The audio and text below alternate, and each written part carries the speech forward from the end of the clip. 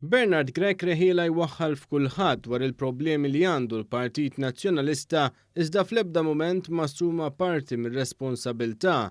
Saħansetra f'diskors li għamel fil-Kunsill Ġenerali tal-Partit Nazzjonalista huwa spiċċa jgħid li l-problemi li għandu l-partit u li waslu għall-ikbar telf elettorali fl-istorja ta' Malta sovrana imorru lilin mit-tmexxija tiegħu.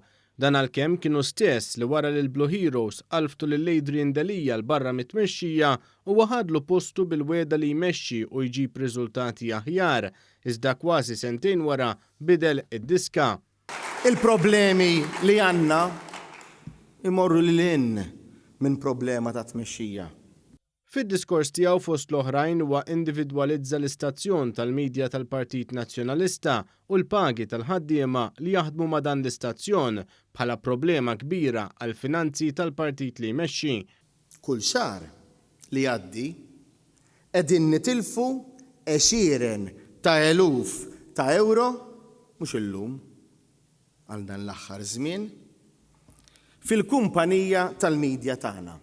Quddiem il-Kunsill Ġenerali f'diskors imxandar fuq l-istazzjon tal-partit huwa spiċċa jagħti x'jifhem li jekk ikun ikkonfermat kap wara l-elezzjoni interna huwa ser ikollu jbieħ il-Gażini u d-Dar Ċentrali u jagħlaq l-istazzjon tal-midja biex fi kliemu l-partit isir iżjed sostenibbli u jsib tarf tal-problemi finanzjarji kbar.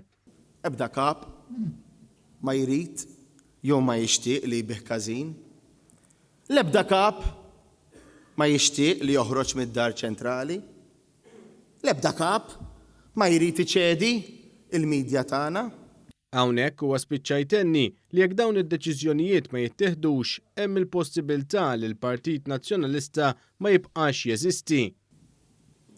Jekk ma nieħdux id-deċiżjonijiet diffiċli u malajr nirriskjaw saħansitra is-sopravivenza tagħna bħala partit. Hawnhekk ħal-okkażjoni li jbeżża lil kull min jista' jkun imħajjar li jtellaqlu għat-tmexxija tal-partit u żvela pubblikament li l-Partit Nazzjonalista għandu 32 miljun euro f'dejn u li għalhekk bħalissa l-partit m'għandux il-likwidità finanzjarja biex jagħmel kampanja għall elezzjonijiet tal-Parlament Ewropew u tal-Kunsilli Lokali sentejn u nofs oħra. Għandna 32 miljun euro dejn. Dik hija r-realtà illi għandna qudiemna. Wara kampanja sħiħa ta' Grech jippruvaw igidbu lil One News meta jirrapporta dwar il-problemi finanzjarji u l-ġlied intern, Bernard Grech ammetta li l-Partit Nazzjonalista huwa maqsum wisq. Dan fil-waqt li bil-problemi li beda jsemmi rid jaqta' qalb lil min jista' joħroġlu għan-nofs. Nitlobkom biex tpoġġu l-fiduċja tagħkom fija. Ma nistgħux li naffordjaw li noħolqu aktar firdiet f'partit li diġà huwa ifframmentat wisq.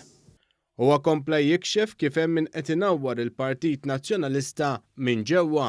Ma nistgħux ta' parsi nkunu qegħdin naħdmu flimkien imbagħad innawru.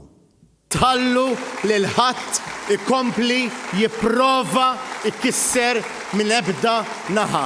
Huwa temm diskorsu jgħid kif ser ikun hemm nies li jweġġgħu fil-partit, iżda dawn għal ġid tal-partit skont Bernard Grech għandhom iżommu kollox mistur u jbatu fiskiet. Meta ngħidu ħadd mu akbar mill-partit taf xi fisser ukoll. Ifisser li jekk hemm bżonn inweġġa' jekk hemm bżonn imbagħti, dik il-weġġa' dik it-tbatija nżomma. Nżomma ġewwa, nżomma għalija, għal ġid tal-partit.